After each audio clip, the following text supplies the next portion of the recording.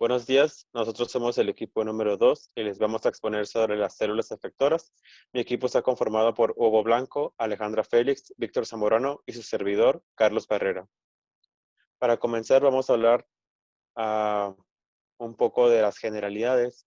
Hay que recordar que nuestro sistema o nuestro cuerpo tiene un sistema de defensa que se da con respuestas secuenciales y coordinadas que le podemos denominar inmunidad innata y adaptativa, que está conformada principalmente por células que están circulando en sangre, linfa o se encuentran en los órganos linfáticos y otros tipos de tejidos. Y la mayoría de estas células provienen de una célula muy importante llamada célula progenitora hematopoyética, que esta se encuentra en la médula ósea. Las enfermedades alérgicas hay que tener en cuenta que están causadas por una respuesta inmunitaria que puede ser desfavorable, inducida por algunos alérgenos y que nos pueden provocar diferentes síntomas.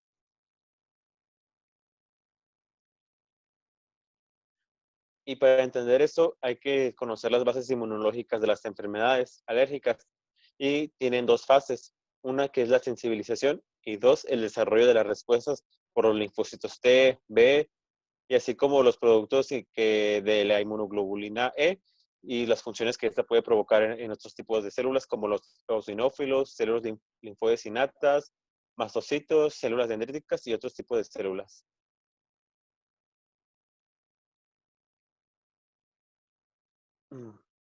Para comenzar, vamos a hablar sobre los mastocitos. Son células derivadas de la médula ósea que se pueden encontrar en piel y epitelios mucosos. En términos generales, se pueden encontrar en la interfaz externa con la externa, ya sea en la piel, conjuntiva, tracto digestivo y entre otros. Y estos mastocitos son células que pueden liberar muchos mediadores inflamatorios y se estudiaron y están relacionados con la defensa de las infecciones parasitarias. Pero también se sabe que si llega a haber una activación errónea por alérgenos, pues contribuye al desarrollo de los síntomas alérgicos. Y aquí podemos observar una imagen de la piel y de la conjuntiva.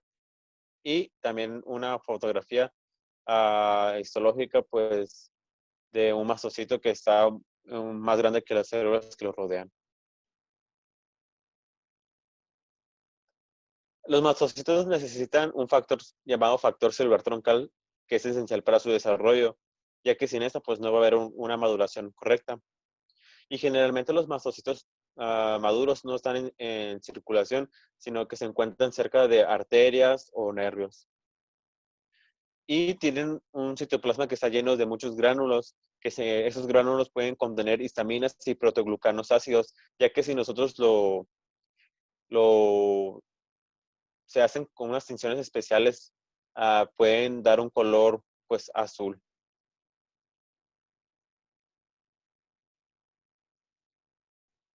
Se han descrito dos subgrupos de mastocitos. Los primeros se encuentran en mucosas del tubo digestivo y el sistema respiratorio, y se han encontrado que estos contienen grandes cantidades de sulfato de condroitín y tritasa abundante y poca histamina. En contrario, hay otros tipos de mastocitos que se pueden encontrar en los tejidos conjuntivos, que estos tienen grandes cantidades de heparina y proteasas neutras, que esto hace que produzcan grandes cantidades de histamina, que se pueden encontrar, pues, por ejemplo, en la piel. Y podemos observar una fotografía donde las flechas rojas señalan mastocitos que están cerca de los vasos. Y para entender cómo funcionan los mastocitos, pues se ha estudiado pues, el mecanismo de activación y que está más relacionado pues, con la alergia. Y todo eso está mediada por el receptor de la inmunoglobulina E de alta afinidad, que podemos observar en la imagen el receptor. Y generalmente esos receptores se unen a una IgE que es específica a un alérgeno o se pueden ir a un alérgeno multivalente. Entonces, cuando la activación, la inmunoglobulina E se une al receptor, y un alérgeno se une a la inmunoglobulina E, conlleva a la activación Entonces induce la hinchación, disolución de los cristales y la fusión de los gránulos al citoplasma. Entonces esto nos va a conllevar a una exocitosis y que se le puede denominar pues de granulación anafiláctica. Entonces también se sabe que no siempre eso sucede, también puede haber la activación independiente de inmunoglobulina E, que esto pues nos puede ayudar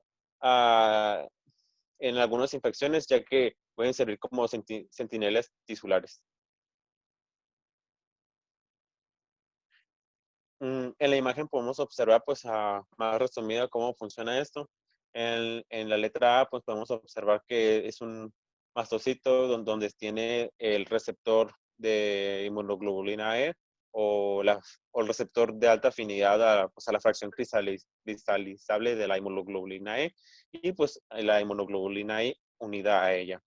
En la parte B podemos ver que hay una reacción donde hay una unión pues a un alérgeno, entonces lleva a la activación del mastocito, donde puede liberar citocinas, que estas van a estar relacionadas con la inflamación, reacción de fase tardía, y también puede ver la liberación de histamina y mediadores lipídicos. Entonces eso nos va a dar la respuesta vascular y pues una respuesta también al músculo liso, y esa es una reacción más inmediata.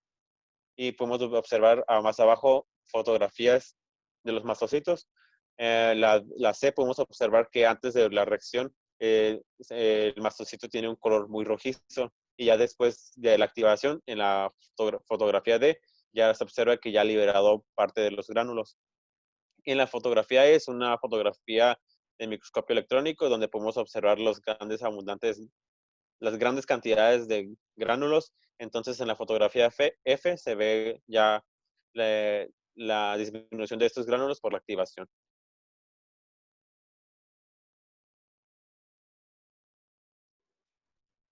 Los monocitos son otras células importantes que son interventores y mediadores en el proceso de la alergia, en la fisiopatología de la alergia y la generación de todas las respuestas en este proceso. Pues los monocitos, primero que nada, son una célula indispensable del sistema fagocítico mononuclear. Estas dan origen a células que posteriormente se dediquen a esta función, que es la de la fagocitosis, como son los macrófagos, que es la célula que sigue de esta en su transformación. Este monocito y el macrófago tienen funciones muy importantes, tanto en la inmunidad innata como en adaptativa. Tienen grandes funciones para la erradicación de cierto inmunógeno o alergeno en este caso. Y sobre los orígenes del monocito, pues son células que derivan de la línea mieloide en la médula ósea. A partir de la célula madre hematopoyética siguen la línea mieloide. Y lo que es necesario para este paso, cuando tenemos a la célula mieloide, es factores e interleucinas, principalmente el factor estimulante de colonias de monocitos y macrófagos, que van a dar origen a este tipo de células, ¿no? Siguiente.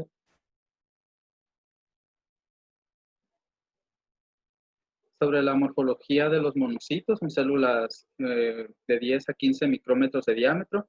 En la imagen puede observarse que son un poco más grandes que los eritrocitos. Bueno, realmente pueden duplicar hasta su tamaño. Tienen un núcleo en forma de riñón. Hay una escotadura pues bastante pronunciada en uno de los lados del núcleo, que hace que tenga forma de esta de riñón o de habichuela o de frijol. Tienen un citoplasma granular y estos gránulos se deben principalmente al gran contenido de lisosomas, de vacuolas fagocíticas y de filamentos citoesqueleto, que pues tienen afinidad a la tinción basófila, entonces por eso es citoplasma granular.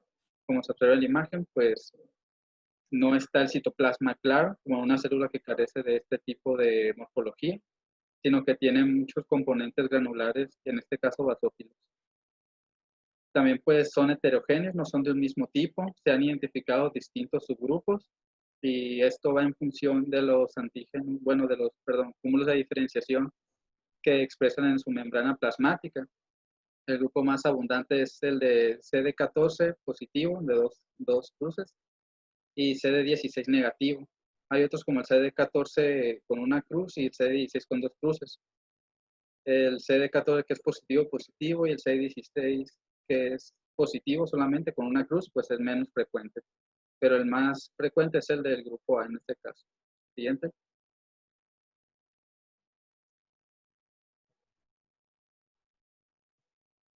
Bien, pues ahora se hablará un poco sobre las células que proceden de los monocitos precisamente.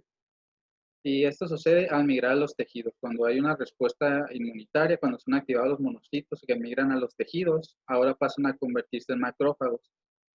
Y aquí el macrófago difiere del monocito en que es una célula fagocítica ya plenamente activa, es de mayor tamaño, es una acción mucho más rápida, por ejemplo, comparado con los neutrófilos, que también son células que se encargan de la fagocitosis, posteriormente les hablarán de ellos, pero este es de activación mucho más rápida, duran mucho tiempo en los tejidos y esos tienen la capacidad de proliferar, no como otras células también efectoras, que simplemente realizan su función, pero no son capaces de proliferar. Los macrófagos sí son capaces de hacer esto.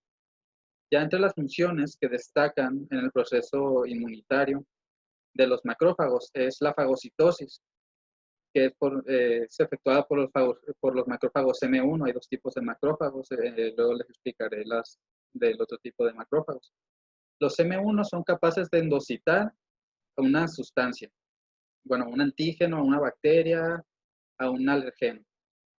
Posteriormente, cuando es endocitada, se crean especies reactivas de oxígeno y de nitrógeno que lo que van a hacer es degradar varias estructuras que contienen estos antígenos. También las enzimas proteolíticas tienen esta función.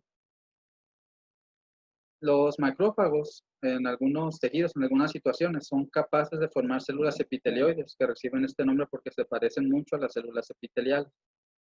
Y cuando se aglomeran mucho para contener a un antígeno, forman células gigantes multinucleadas. Siguiente. Otra de las funciones de los monocitos y los macrófagos es promover la reparación de los tejidos dañados en un sitio donde previamente hubo una reacción inmune, una reacción de defensa o un daño. Esta es realizada precisamente por el otro tipo de macrófagos que son los M2. Estos, cuando llegan a los tejidos, cuando hay un daño, son capaces de estimular a la angiogenia y la fibrosis en estos tejidos. ¿Para qué? Para lograr una cicatrización. Esto se conoce como activación alternativa, precisamente porque es otra vía de los macrófagos que va un poco, no separada, pero sí por otro rumbo a su función principal, que es la de la fagocitosis, la de la eliminación de antígenos. También otra de las funciones es la ingestión de células muertas del anfitrión.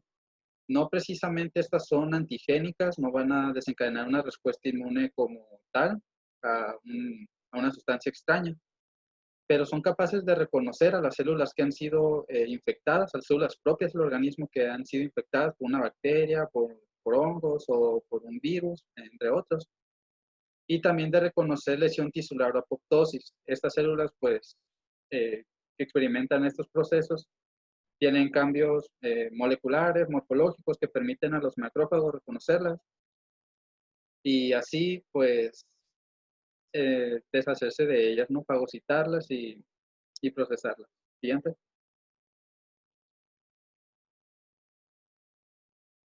También uno de los roles más importantes de los macrófagos es que tienen una participación como células presentadoras de antígeno. Esta función es muy importante, van a presentar los antígenos luego de procesar, luego de la fagocitosis y el procesamiento y la expresión, principalmente por el complejo mayor de histocompatibilidad de tipo 2, a los linfocitos T, principalmente los TCD4. Y estos linfocitos se van a activar cuando hagan este contacto y reconozcan al antígeno que les ha presentado el macrófago. Otra función importante es la secreción de citocinas y ciertos factores de crecimiento, factores incluso inhibidores, inflamatorios o antiinflamatorios. Muchos de esos tienen acción sobre el endotelio vascular, pueden activar estos endotelios, pueden permitir el paso de células a través de ellos y migrar a los tejidos, así como la propia quimiotaxis, ¿no? Pueden ser capaces de atraer otras células del sistema inmune hacia la zona de la lesión. Cuando los macrófagos infiltran estas áreas, que muchas veces son los que llegan primero, pues son capaces de atraer posteriormente a las otras células. Y algunos ejemplos de citocinas y factores que producen los monocitos y los macrófagos son el factor de necrosis tumoral alfa, la interleucina 1, la interleucina 6, la interleucina 12 y la interleucina 23, que esos son principalmente proinflamatorios y que en las alergias pues tienen un papel muy importante, son las que tienden a liberarse más durante el proceso per se alérgico. También la interleucina 10, que este ya es más antiinflamatorio, y el factor de crecimiento endotelial vascular, que precisamente va unado a la función de la angiogenia que les expliqué posteriormente cuando hay una reparación de tejido.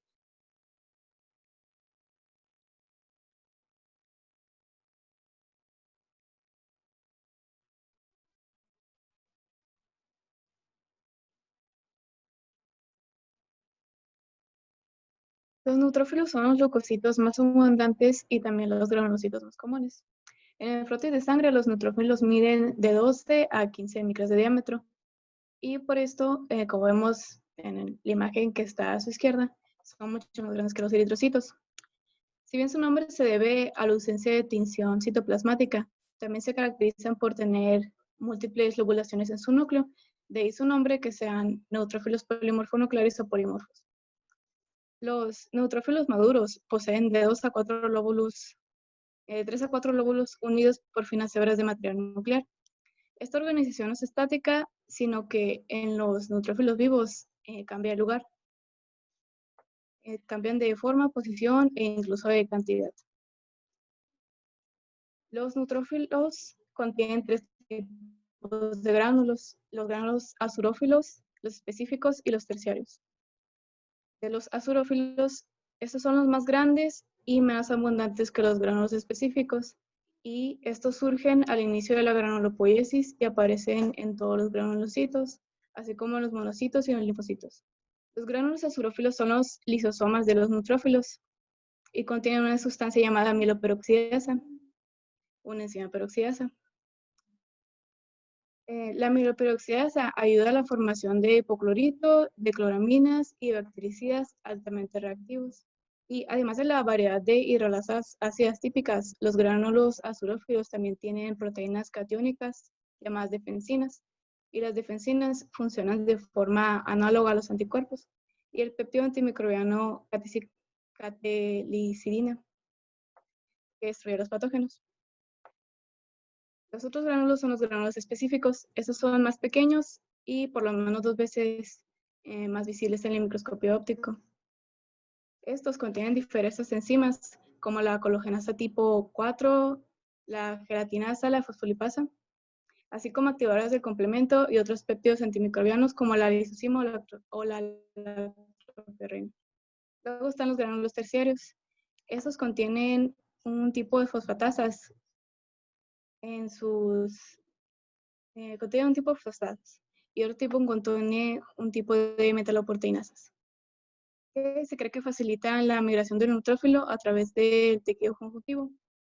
Y ya una vez especificado esto, los neutrófilos pueden migrar a lugares de infección rápidamente tras la entrada de microbios, y una vez allí mueren de 1 a 2 días después de completado su función.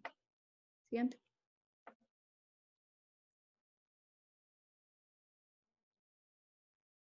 La función principal de los polimorfonucleares es mediar las primeras fases de las reacciones inflamatorias, esto por medio de la fagocitosis. Y para hablar un poco más de cómo podemos resumir todo esto, la detección microbiana por los receptores de reconocimiento de patrones activa las células que los expresan o que se unen a ellos. Esto quiere decir que las que están en primera línea para la detección de los microbios para el sistema inmunitario van a ser los macrófagos tisulares, los fibrocitos, las células epiteliales y los mastocitos. Y también la activación inmunitaria innata provoca respuestas antimicrobianas. Y aquí intervienen los neutrófilos, los linfocitos citolíticos, las células dendríticas y los monocitos.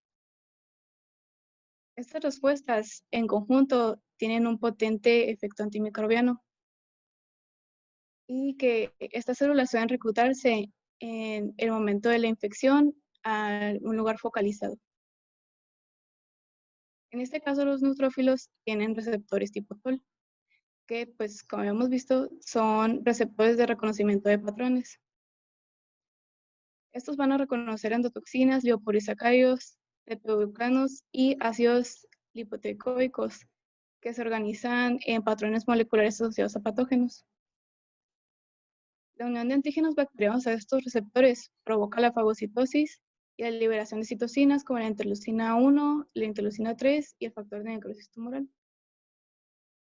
Y cuando los neutrófilos llegan al sitio infectado, estos van a fagocitar a los microorganismos invasores que están opsonizados por fragmentos del complemento 3 y inmunoglobulinas. Bien. Bueno, vamos a hablar un poquito sobre las plaquetas. Dale una más, por favor. Ok. Bueno, los trombocitos son pequeños fragmentos, pues como ya conocemos, citoplasmáticos, limitados por una membrana, y estos son anucleados y derivan de los megacariocitos. Las plaquetas actúan en la vigilancia continua de los vasos sanguíneos principalmente. ¿Para qué? Para la misma formación de coágulos de sangre y en cuestión a la reparación del tejido lesionado, pues cuando la pared de un vaso sanguíneo se lesiona o se rompe el tejido conjuntivo expuesto, el tejido conjuntivo expuesto en el sitio del daño promueve una adhesión plaquetaria, ¿no? Como hacemos que conglomeran plaquetas. Las plaquetas activadas van a liberar el contenido de los gránulos alfa y delta y consisten en factores de coagulación, como es el factor tromboplástico plaquetario. Dale una más, por favor. Como les dije, estos van a derivar de las grandes células diploides, los megacariocitos, que se van a fragmentar. Vamos a ver un poquito de eso.